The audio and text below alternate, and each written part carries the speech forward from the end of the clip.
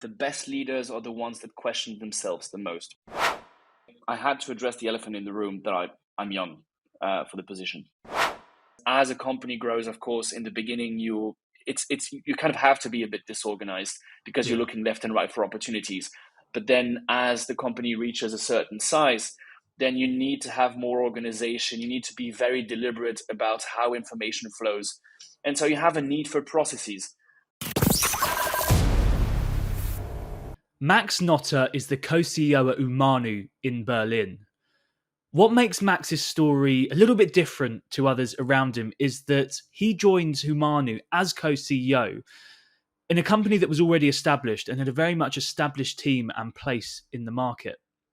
This brings its own unique challenges and something that's often not talked about enough in the business world. So I wanted to really see, how do you establish authority when you're coming in at such a senior level? How do you display your skill set? And how do you know you're right for the job in the first place? Max is really honest and really opens up about his challenges and how he's navigated them to be a successful co-CEO today. What makes this all the more remarkable is that Max is only 29 years old. He studied business at university before getting into the consulting world to Accenture, where he rose the ranks and quickly found out he had a knack for leadership and seeing things that others around him just weren't seeing. He then moved on to be a head of at HeyJobs before moving to be a co-CEO at Humanoo. I wanted to work out Max's points of difference. Why has he progressed so much more than the others around him? And we get to the bottom of that as well. Throughout this whole episode, Max drops some incredible value for any aspiring managers, any leaders, and anyone just looking to kick on in their career. He clearly thinks about things deeply, especially the topics of human resources and leadership, and something that he explains eloquently in this episode as well. So I hope you get some great value from it. I really enjoyed speaking with him too. So, without further ado, I'm Alex Bloisey, and this is the Building Our World podcast. The main reason why I wanted to get you on, I thought it was quite interesting because the conventional wisdom, and especially with people I've had on the podcast, is founders coming on the show, explaining how they started the company, how they grew it, and what it's like today. Your story is a bit different because you came in, I think, about a year ago as a co-CEO, which is interesting in itself. How did this come about? How did this opportunity come about, and how did you get this job as a co-CEO? Yeah, I think it's a question I've been asked obviously a lot in the company and also in the fundraising rounds that we did. And basically, what happened is I had been kind of on the market for about 2-3 months. It was during the COVID phase, so I was part of another startup, a very very good one that I have still very deep links with, called HeyJobs, and I was their head of strategic projects, which was essentially kind of a chief of staff position. And I was also sometimes collaborating with the investors of HeyJobs. As the pandemic came, I left HeyJobs, and I had been doing a bit of freelancing on my own, trying to find my next challenge that would be really the one that I would give my full energy in. And during that phase, I was approached by Philip, the founder of Humanoo, who had heard of me from one of his board members, who was also an investor at HeyJobs. And basically, this investor recommended me as Philip was looking for a co-CEO. So to give maybe a bit of context, Philip had founded the company completely on his own. And he had done a great job getting the company until that point. But then he realized that he needed someone at the same level as he was to kind of help him drive the topics where he didn't feel that he really had an expertise, or he didn't feel he was the best person to lead. And essentially, he wanted to have a sparring partner for also all company-wide, very relevant topics, and someone really to shoulder him.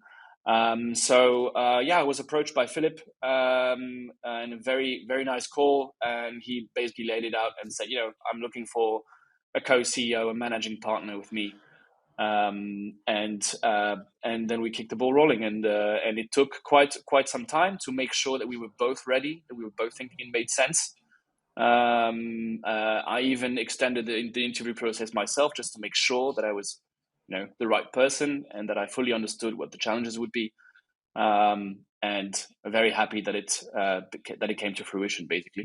I mean, that's a huge job for you, but that is a huge hire for Philip, and like you have to get that partnership right, because I imagine you're making some really really key decisions. What Correct. if I'm you and I'm coming into that sort of environment, just say in the interview process, what are you looking for that you think, oh, I can work with this person and I can actually make an impact? I think there's a few things. Number one, I would say, is what I would call radical honesty. Because I know that I'm going to have a partnership with that person that's going to have ups and downs. We're going to go through rough phases. I mean, when you try to scale a business and you have expectations of high growth, there's going to be some tensions.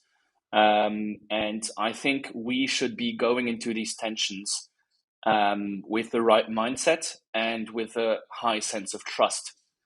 There's a concept that you should, if you have a good leadership approach, you should harvest conflicts, productive Mm, conflicts.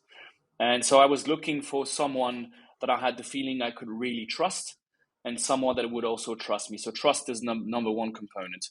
Second also is how we get along as individuals, not just on the trust side, but would I enjoy working with that person? Would we enjoy having dinner outside of work, going for a few beers, having also some kind of a relationship also outside of work, because we would go through tremendously difficult decisions at times. So I was looking for that as well. And then obviously, I think it's really important to understand the context, and that's also why I extended my own interview process. So I wanted to make sure that I didn't get only his perspective on how the company was doing, but that I was also speaking with investors, speaking with my future direct reports, understanding the context of how their teams were performing, what were the topics that they were seeing, because I knew that I still am quite young for the position, so I wanted to make sure that I had at least a start of a plan of what I could do. And essentially, the interview process came to some sort of a climax when we agreed, after I requested it, that I would join the full management team on a management team offsite for 2 days. And mm, in this offsite, we were drafting the strategy for the next year. We were talking about core values for the company, and I wanted to understand how the executive team works together, to see if I could be part of the executive team and also running the executive team together with Philip. So it's not just a one-on-one relationship with Philip that was important, though it's the most important, of course. But it's also the relationship with the others in the management team mm, that was very important, to see if I could be working with that team and yeah, in a productive way. yeah. Surely one of the difficulties is, I mean, for any new manager coming into a business high up, even if I think about sports teams, when like a new coach comes in, a new head coach, and everyone's like the team are like sussing them out. What's he like? You almost have to establish that credibility and authority like straight away. Is that something you thought about a lot? And is there anything you did to do that?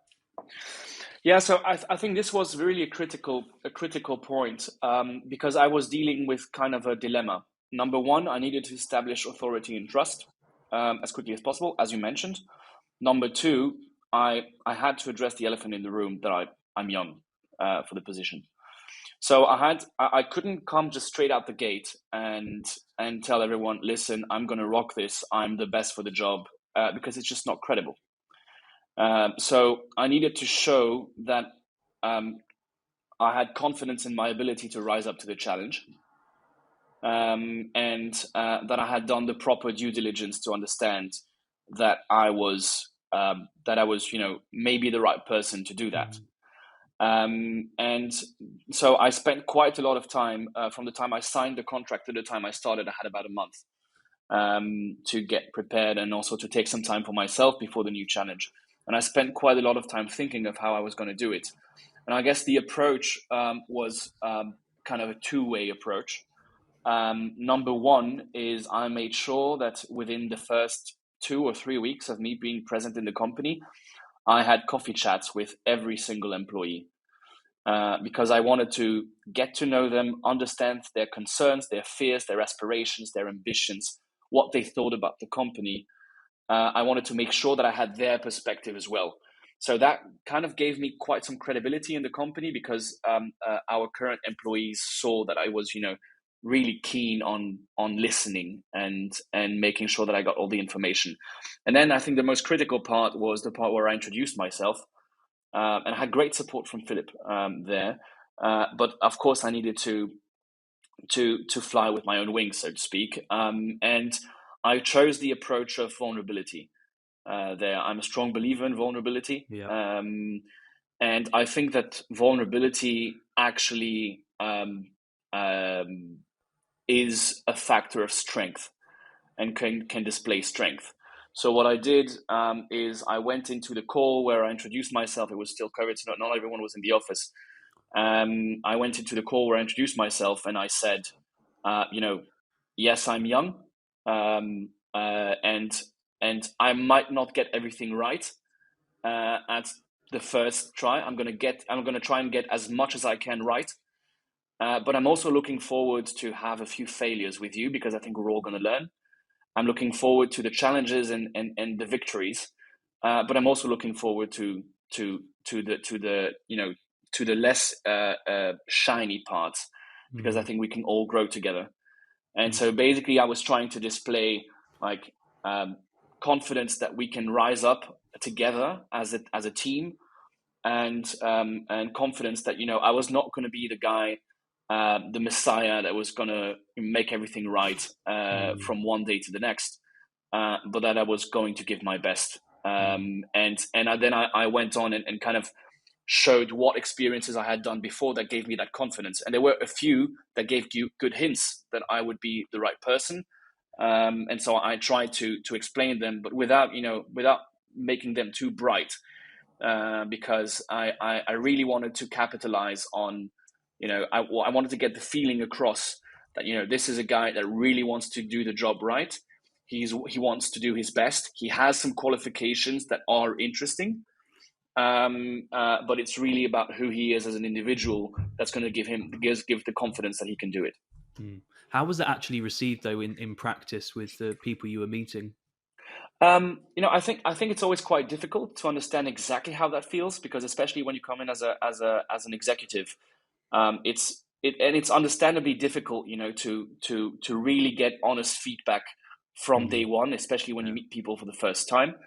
I assume it was quite well received. I cannot say that it was well received from everyone, because I'm not sure of it.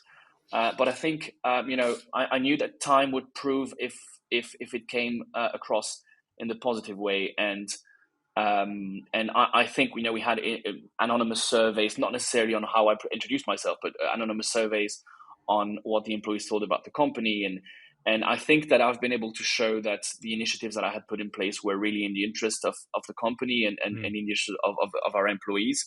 So I think it was well received. And I have to say, I had amazing conversations with all of our people within the first weeks, and then of course, ongoing. But so I can't really say for sure. I can give you a number or say for sure No. how exactly well it was received. But I think there was some kind of a good feeling. Super.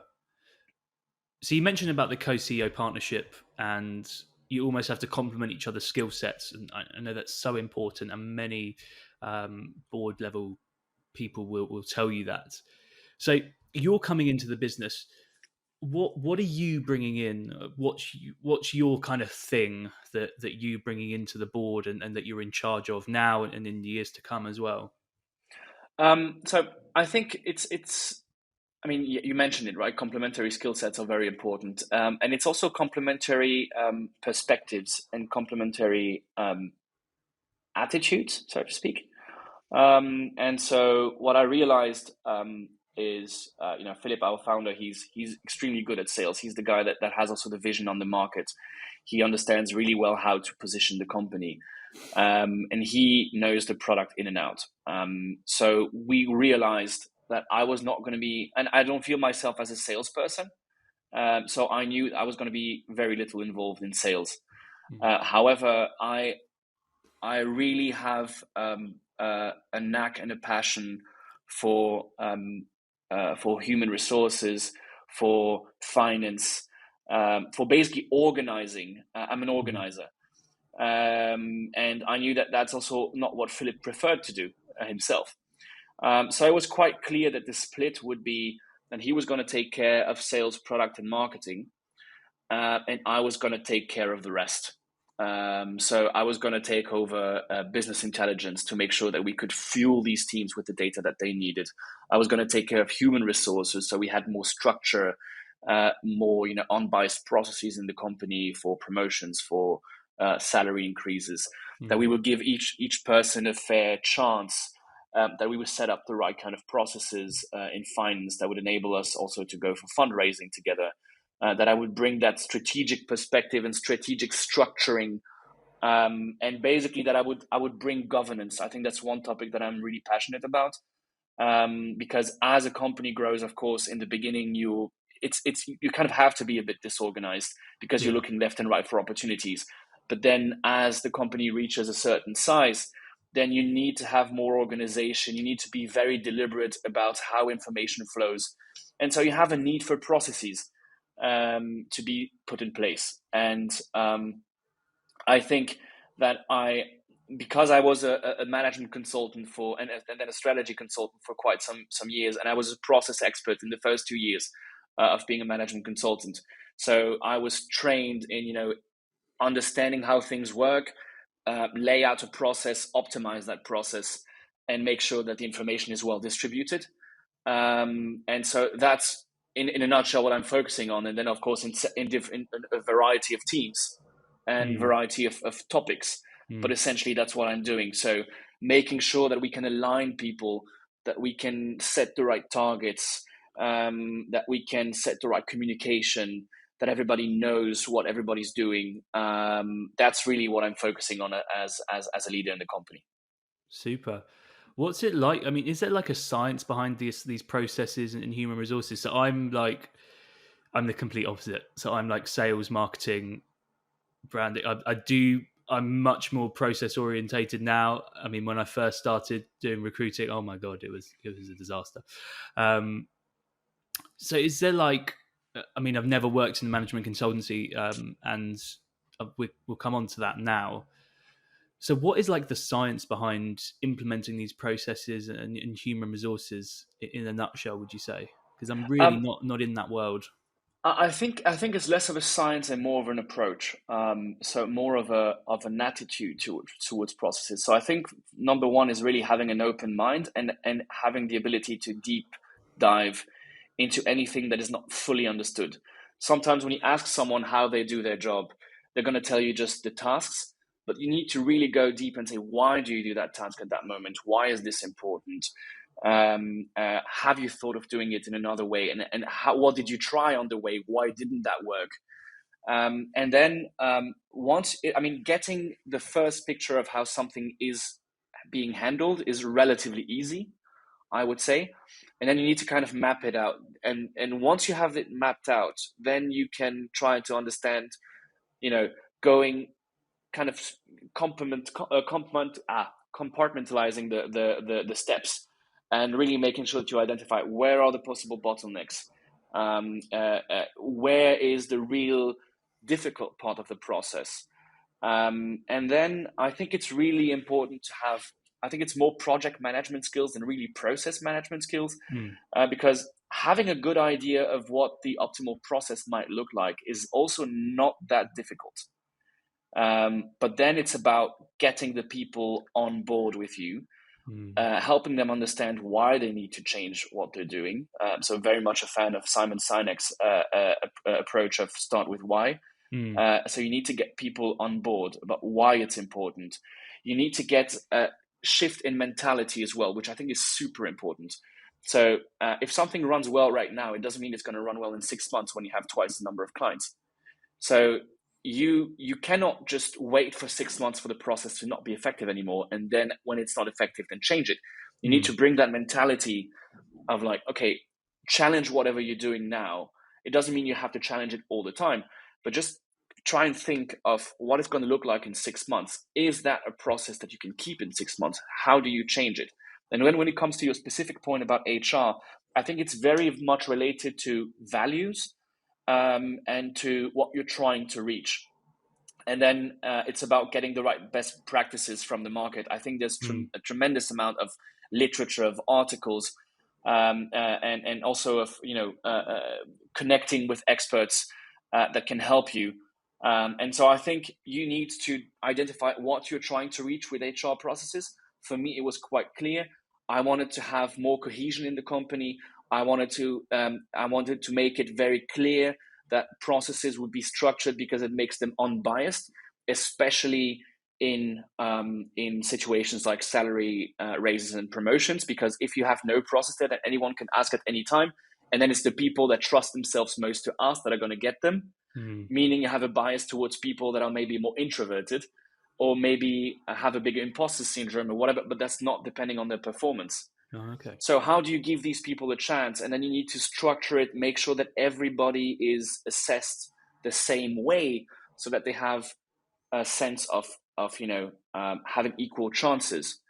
And I was very, very fortunate that I was working for Hey Jobs when I came to Berlin as my first job, because the company is extremely well run, extremely well managed, and I worked with incredible people over there that I learned a lot from. And I saw everything they had put in place. And the fun part was that when I joined Hey Jobs, it was about where we are now as a company at Humanoo, in terms Okay. of in terms of size, revenue, etc.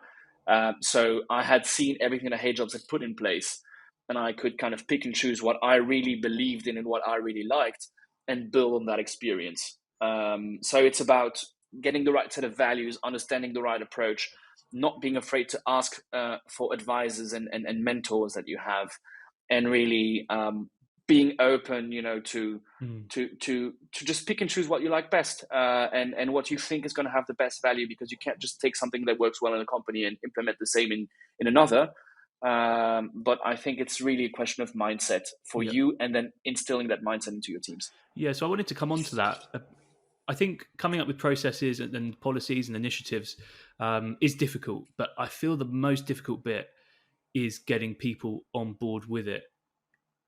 Did you have ever any pushback with that, or is there anything you did in particular that really got the buy-in from the people? Because people are the most complicated part of any sort of initiative. Yeah, um, I think it's really important to always start with why. Mm. So whenever I roll out a policy, whenever I roll out a new process, a new structure that's going to affect everyone in the company, I really spend as much time as possible on on uh, on really explaining why we're doing this, and also as well, I try my best to leave space for people to voice their concerns, because when people are free to voice their concerns, it doesn't mean that you're going to go essentially or necessarily their way, but at least you can address them, and you can say why you still believe that's a good solution. Sometimes they're really good input coming, and then you change, adjust the solution a bit as well, because there's new elements that come to light. But I think really getting the people on board on the outcome first, and why it's important, is then going to be going to enable you to roll out these policies in a much faster way. The challenge that goes with it is, when you have processes that were not in the company before, and then you're setting them up, especially in teams that are very operational, you sometimes have a pushback of like, why should we spend that much time on these processes? For example, if you're a sales manager, why should I spend hours doing performance reviews with my employees? I know who's the best in my team. Why should I do that in a structured way? That's a waste of time, and that's not enabling me to further sell. Mm. Um, and those are very fair concerns, but then you need to say why it's not going to be possible in the future, why that's detrimental to some people in their teams, why it's really important for them as well to know how to structure their thoughts, to argue why they would raise or not give a raise, and also what kind of value it generates for the employee as well. Because if you have very clear expectations, then it also means you have very clear expectations for the next level after a promotion. So you can already prepare an employee and say, listen, I'm going to give you that promotion, but just to make sure, this is what I expect in the next level. And you don't need to reinvent the wheel every time. You can really say, that's where your career track is going. That's what I can give you as an outlook for the future. So it's really, I like to think that you need to have the right amount of processes to achieve your goal, but as little processes as possible so that you don't overload them. So I'm not a fan of just adding, hundreds of processes, but just seeing where we need them and then really going deliberately. But again, getting the buy-in early on is, I Yeah. think, very important. Yeah, absolutely. I can see that from, obviously I'm sort of in the sales world in a way, and if there's any sniff that something's going to slow down sales or waste time, then there's always going to be pushback. So that has to be Yeah. explained so delicately, because But salespeople I just think, don't get I it. think it's also when the company grows, like there's also sometimes it's very difficult to manage the right kind of the right amount of meetings, the right amount of discussions that are needed. That's always a big topic in a growing company.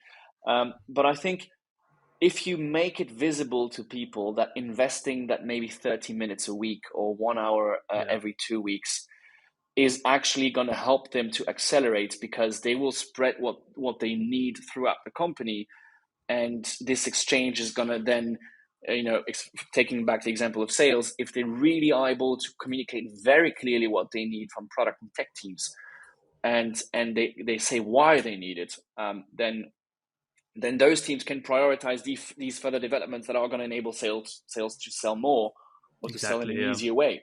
So it's really about saying what kind of upfront time invest is necessary to guarantee that the rest of your time you can use it in a more effective way. And that's kind of the balance that you need to strike. Mm, It's never an easy balance to strike, but I think that's what we strive for here. absolutely. Superb. I wanted to get on to talk about yourself a bit more in your story, and about Sure. ambition as well.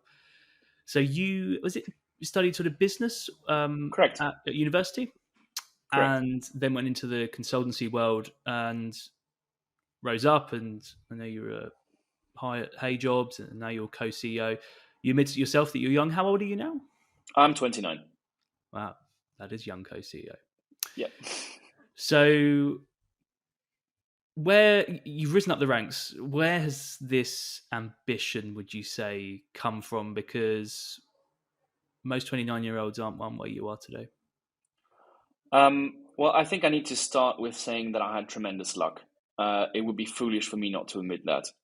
So there was many instances where where I was at the right place at the right time. The best example is how I joined as co-CEO. Right, this investor from the company I had previously worked for, who recommended me, which was completely unexpected. So I think it starts with a bit of luck.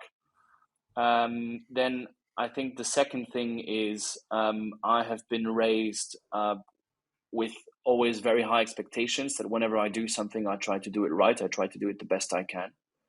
Um, and the third thing is, I think when it comes to personal ambition, I think I've never seen myself as someone that has to be a CEO by certain time, certain age. Mm, That's not really how I thought, but I've always tried to learn as much as possible and to understand how that shapes what I'm able to do.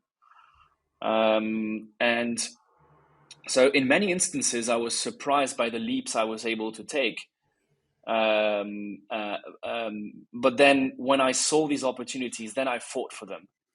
mm, The best example is when I was at Accenture. I was 2 years in management consulting, which at Accenture at the time was very much on the implementation side of big IT projects, business on the business side of these projects, but still implementation. and I wanted to go into strategy, which was a very difficult move. Many people were trying to go from management consulting to strategy consulting within Accenture, but not many actually did. There was, I think, 3 people in Switzerland a year that were able to do that change. And for me, it was I had that goal in mind, and I just spent weeks and weeks planning what would be the best way to do it, what would be my story going in, why it made sense for the company, not just I want to do it, but why does it make sense for the Mm. company as well. And so I think I've always been passionate about leadership. I've always been passionate about strategic topics, about shaping the future, not because I want to have control of it, but because I'm passionate to be part of something exciting. Mm. And I think there's nothing as exciting as being in the executive team Yeah. of a startup. So if you had asked me 5 years ago if I wanted to be an executive, or if I was planning to be an executive in a startup in the next few years, probably I would have said no. I really didn't have that much of an idea of where exactly I would go. Mm. But I knew that I wanted to lead, not to be the leader, but because I believe that I had uh, the right mindset, and I wanted to understand how I can support people and how I can inspire people around me. Mm. And that's something I've always been very fascinated about this whole leadership aspect. And then again, circling back to luck, I was lucky to be at the right place at the right time in many instances, and then fighting for it the right way. Yeah. All successful people say how lucky they are. I sometimes think it's like they're just very positive in their outlook, and it's almost like like an attitude thing that they're lucky, but they just take the opportunities they have, and they're I think they're grateful as well, grateful Mm-hmm. for what they have, which I think is a huge Absolutely. part of success in life and in business. Was there a particular moment in your career where the penny dropped and you thought, I'm pretty capable here, whether it's Accenture or even earlier, than maybe the people around me, um, and I can I move up? I think there were a few instances. When I was on my very first project as a consultant, I was 23 years old, and I was or 22 actually, I think, no, 23, sorry. And I saw an opportunity within that project. It was a big project. I think in total about 500 consultants, not just Accenture, but 500 consultants on that project. Big transformation for a bank. And I saw an opportunity because I saw that one of the biggest departments in the project was missing on quality, and I didn't really understand what they were doing. It was software testing. The part that this team was doing was software testing, and I knew nothing about software testing. But I was just thinking, that's not running well, is it? And so I came to one of our leaders in the project, and I said, "Listen, I think we should do it that way. I think this is missing. We're missing on quality here. We're missing processes and explanations and training on how to do things right. I don't know how to do it, but Mm, I can give my best." And I was very lucky to have been given the chance. And then it catapulted me to being the methodology lead for software testing for a team of about 100 software testers. And 3 months ago, I knew nothing about software testing. And suddenly I was methodology lead and training all the employees on how to do software testing the right way. mm, And that's the point where I understood, okay, there's something here. I can convey authority and knowledge, and then I can follow up and try to get that knowledge as quickly as possible in a way that's digestible. And I ended up training people that had been doing software testing for 10 years and training them on how to do it on that specific project. mm, And the feedback was also good. So I realized, okay, there is something here. And then the second big turning point for me was another project that, quite frankly, I didn't like, and my team didn't like either. And we were behind on delivery. And I was not team lead of that team, but my team, we were late on delivery. Many problems on that project. Not going too much into details, but there were many different issues. But then I realized, okay, none of us in the team is actually liking what we're doing now, and we're late, so that's not so a good feeling to have. So how about we change the mood? And I started saying, I picked the most boring task that we could do as a team, And I said, okay, let's do, instead of giving that to one person, let's do it all together for 2 or 3 hours, and let's rock it through. And let's just have fun about how boring this task is and discuss it very openly. And in one day, we switched the mood in the team, and we were laughing, communicating, really talking together. And then the next day, I suggested that we would eat breakfast the entire team together every morning before starting work, so that we would have at least one part of the day that we would be looking forward to. And then a few weeks after, I realized what the impact of that was. Suddenly, our team was so much more efficient. Suddenly, we were motivated during the day, and we caught up on our delay, and we were the first team that finished in time over the entire project. And it made me realize that it's small things that you do that can have the biggest impact. It's changing the mindset. It's changing the attitude. And I realized, okay, maybe I have an ability to spot what we need to do in those situations. And again, I think it's more mindset and approach more than skills. But I realized, okay, I really enjoyed doing that, not just organizing breakfast, because, that's not really the most fascinating part, but I enjoyed thinking how to turn around a team and how to bring people to be motivated and to reach our results. And we were all incredibly proud of what we had achieved, even though we still didn't like the project, but we were proud that we had turned the team around together. And it was a very big turning point for me. Super. That kind of brings me on to my next question. You obviously have a knack for spotting stuff and dealing with people and knowing what works for people. Do you think leadership and leaders, are they born or are they made? What's your view on that? I do not want to believe that they're born. I highly reject that idea. I think there are people that have had the opportunity and the chance in their upbringing to have been given the chance to explore leadership in a variety of ways. If you've been in a soccer team when you were a kid, which I was not, but anyways, if you've done sports, team sports, and suddenly you've been captain of the team or whatever, then boom, it's a leadership experience when super young, and you already learn a lot. So I think it's a question of opportunity. And then it's a question of wanting to learn more and challenging yourself. And I think also being very, having, I genuinely believe that the best leaders are the ones that question themselves the most, which makes it a very difficult thing because you basically are almost forcing an imposter syndrome. Yeah. But I do believe it is the cornerstone of leadership, that you can question for yourself, what have I done? How can I do it better? And then that you have a high focus on other people to try and make their lives easier. But I do not believe, I think leadership is a very teachable skill. I do, however, believe that the literature and the way it's approached right now is not approaching it the right way. It's teaching frameworks, which there are very useful frameworks, don't get me wrong. But it's not teaching about the psychological part of leadership. How should you approach leadership?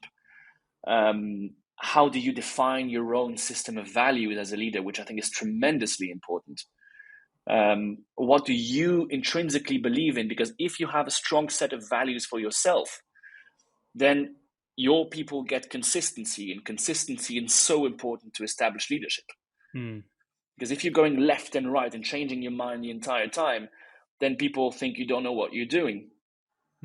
So having a strong set of values, this is what I believe in, this is what I stand for, and this is what you can expect from me, is, I think, super important. But when you're tapping into that psychology side of things, if you're managing a team, maybe advice for any other leaders out there who want to get buy-in from their team and want to take things to a new level, how, because every person is different.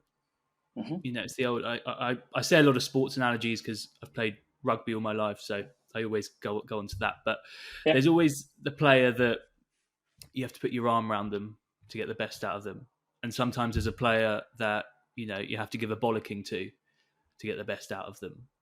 From a psychology point of view, how are you working out who needs what, and how are you bringing that together, that individuality of need, also with the harmony needed when leading a team?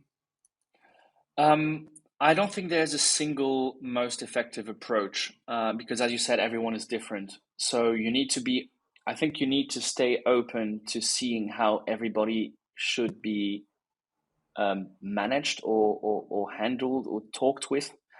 Um, I I believe in active listening quite a lot.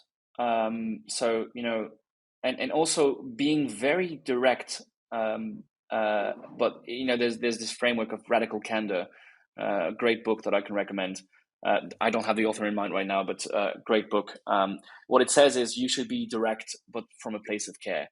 And I Mm. think um, very often the best experiences that I've had were addressing difficult topics straight on, but not in a perspective of judging or bringing people down, but really trying to understand. And once you've done that, once you try to understand how a person, how they tick, how they how they think, then you can try and really ask open questions like, how would you like us to work together? What can we do together so we can get better together? How do you expect our relationship to work? So one of the things that I do when I have a new direct report or a new employee coming in the team, I try to um, do a session with them where I say, what can you expect of me? What do I expect from you? And then we work out on these things. What set of values are going to unite us in the way we work? Mm. What are the habits that you have that I should be aware of? What are the shortfalls that you usually have that I should be aware of so we can work our way around? But for me, it comes all through understanding and really being genuinely interested to getting to know the person and understanding that they're going to be unique in their own way, and seeing that as a chance and a tremendous opportunity, I think, Mm. because I'm passionate about getting to know new people Yeah, and seeing how everybody brings their unique value to the table. absolutely. I think one of the hardest things, isn't it, is when someone's in your team and you've got to have a difficult conversation with someone. Maybe you've got to tell someone that something wasn't good, or they got to pull their weight, and it's that you want them to leave the conversation knowing that, okay, Max there, he's been critical, he's come for me, but he's done it because he wants the best for myself, my role, and also for the team and the business. And it's, how do people come away from conversations with you one on Hmm. one, and what's their mood? And people, it's the old adage, isn't it, that people won't necessarily remember what you say, but they'll remember how you made them feel. Correct. And it's an incredibly difficult skill, especially in the heat of moments, day to day. Pressure from all sides when there's a lot riding on things, especially at the board level. It's incredibly difficult skill, and so much Yeah. easier said than done. Yeah, but I think there's a quite, I mean, it's an easy rule to say, a quite difficult one to follow. Mm, But what I try my best, and I'm not saying I'm achieving that all the time, but what I try my best to do is stay clear from judgment, because judgment is not helping anyone. Um, Personal attacks are not helping anyone. no. You can talk about what has been done wrong. You can say how bad it was, but how bad it was, the behavior, not the person. Yeah. And I think if you argue around behavior and actions more than about the person, then Mm, you also get their buy-in. You have at least a better chance of getting their buy-in. I'm not saying it guarantees it, but you have a better chance, because you can really say, okay, this is what happened. Do we agree that it happened that way? I think it's first the thing that you need to do, and then why is that behavior the wrong one? What could we have done to avoid it? How do we move past that? Can we move past that? And asking these kinds of open questions. I'm not happy with you. You're not happy in the company. Is there a world where we can both be happy? How can we work our way towards that world?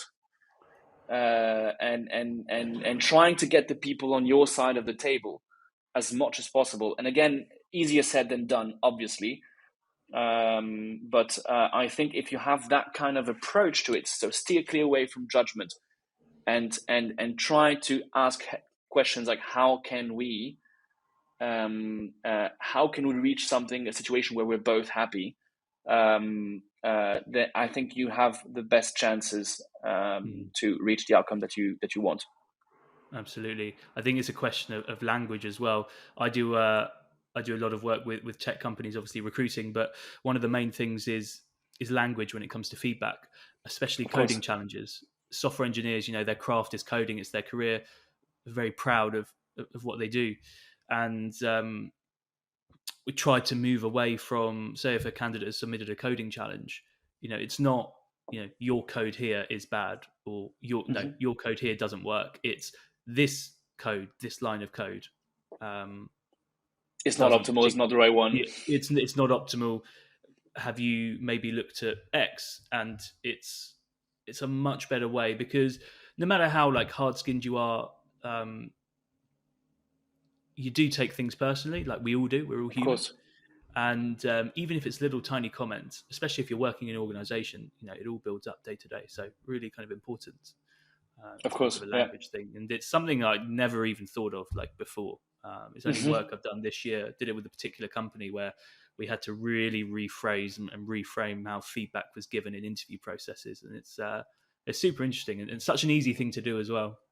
Yeah, but I think it really, if you try to consider that everything you do is revolving around humans at the end. Mm, There's a personal component to everything we do, yeah. and having that, I think understanding what kind of hopes, ambitions are put in everything that you see around you, it kind of helps you to kind of emphasize, to empathize with the people that are in these positions. And I think empathy is really is the best way. Mm, Of course, empathy alone, like still need to set the right expectations, because then you're just going too much on the soft side. And that's, I think, one of the biggest struggles. How do you balance empathy and expectations, and yeah, strong leadership? And that's, I think, a journey that everybody has to go through. absolutely. We are going to finish soon. I know you are very busy. Um, But I wanted to finish off just by asking, you're 29 now, you've risen up at Accenture, you are high up at Hey Jobs, and now you're co CEO at Humanoo. What does the next sort of 10, 20, 30 years look like for you? How do you visualize it, and where do you want to take things? Um, I will be very, very honest. I don't have a single clue, and I think that's okay. Uh, Life has shown me, through various personal challenges and professional challenges along the way. It hasn't been a happy ride all the time. But life has shown me that whenever I was trying to plan for more than 2 years, uh, something would happen, and it would either change my perspective, change my context, change anything. So I think we're moving in such a fast society that, for me, I really don't know. I can think of myself as potentially, at some point, creating my own startup, starting my own business. But then again, I might meet someone that's going to be my better part, and then maybe that person doesn't live here. Maybe something can change, and suddenly you shift priorities, and your perspective on life changes. So I've tried to stay clear of having clear targets for long horizons, for myself, and I try to move towards enjoying the ride, and making sure that whatever I decide at point X is going to be the right decision. That I think is very important, and understanding why I would do it. But I've understood for myself that having long-term plans is something that, for me right now, doesn't make sense at all. Superb. Yeah, the key way to happiness is to live in the moment, isn't it? To not get too attached I guess, to and it's certain a very milestones. difficult one. Absolutely. Last question: if someone's coming into a company, maybe not just as co-CEO, maybe at the board level or just as a senior manager, what one bit of advice would you give them? Oof, that's a broad question. Let me try and find the best. It's gonna sound super, uh, soft, but I think really strive for honesty in everything you do. Um, Honesty about yourself, about who you are. Don't try to play the role of someone else. Every leader is different. Bring what you do best to the table. Be open and honest about where you're not good. Ask help, and this is all about honesty. Honest to yourself, honest to others. Mm. Um, I think I think this is the most important part, and honesty for me leads also to better decisions regarding your people.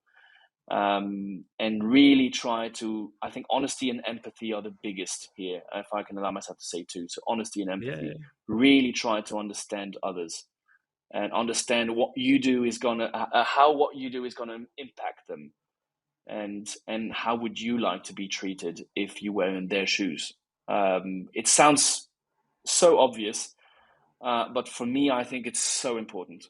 Mm. If you have that in mind, if you always want to do how things the way you would have liked to be treated, it's such a strong moral compass. It's such an easy one to think about, such a hard one to execute on, but it's such an easy moral compass.